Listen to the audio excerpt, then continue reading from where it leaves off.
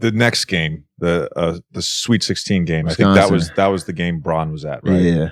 Yeah. We had witness shirts and everything, like red witness shirts. This is crazy.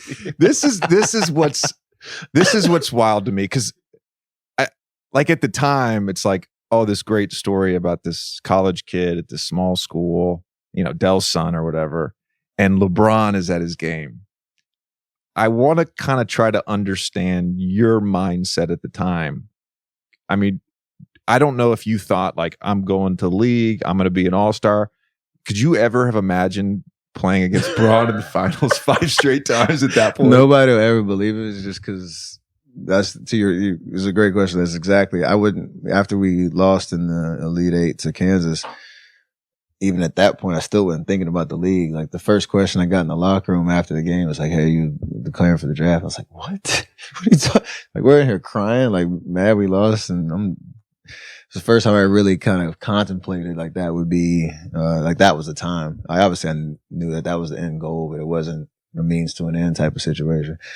So to be in the tournament run, and I wish y'all could have been like on our team bus, like driving up to or in Detroit, going back and forth from the game, and you hear these rumors like, "Hey, I think Bron's coming to the game."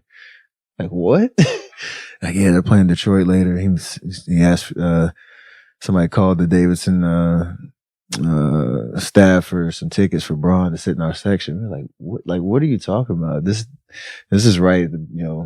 It's probably his fourth year in the league, and so nobody believed he'd show up. And then we get to the forward field, and lo and behold, like right when the tip off is coming, here comes Rich, Braun. I was trying to think who else was over there. He had like 5 or 6 people, and he's there just being a fan and watching us play. So to think, fast forward, 6 years later, we'd be playing against each other in the finals and all that. It's just a wild experience. I still have in my dad's house in North Carolina, I still have a Braun jersey on the wall in my bedroom. He signed the next year. He came to Charlotte, and I went to the game. And he signed a jersey, and it's like the greatest shooter in North Carolina or something like that. And he wrote and signed it, and I kept it. Gave me the shoes after the game and all that. So it's still wild just to think about the journey since then, because who would have ever thought that? Before we move on from sort of the Davidson stuff, how lightly were you recruited? Because there's all these different stories about who did offer you, who didn't offer you. Virginia Tech offering you a walk-on spot where your dad played. Like, was Davidson the option? Was that the only option, or were there other like bigger schools? On my list, it was Davidson, Winthrop, and Virginia Commonwealth. So Jeff Capel was at VCU at the time. Greg Marshall was at Winthrop, and that was the list. It was during my senior year too. So we're like we're in the middle of preseason. Like I think I gave a verbal commitment to Davidson probably the 1st of December. So it was pretty late in the process. But it's crazy to think Davidson was always at the top of the list just because I knew Coach McKillop.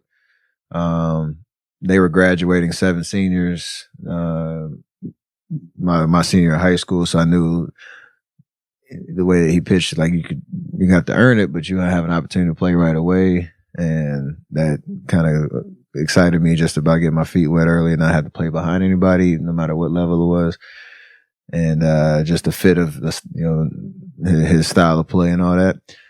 But God has a funny sense of humor. Like that was my list, and as soon as I declared to Davidson.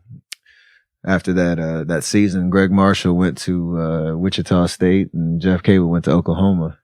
So they both left, not because I didn't come, but that was just like I would have signed up to 2 schools that both coaches would have left. So it's kind of just the timing and kind of the fortune of that I had a coach that was going to bring the best out of me. I had a program that was technically a mid-major, but had not really had much success on the tournament, stage.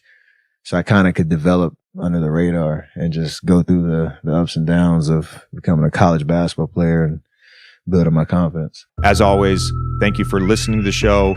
Please subscribe on YouTube, Spotify, Apple, Wondery, wherever you listen to your podcast. We appreciate you guys.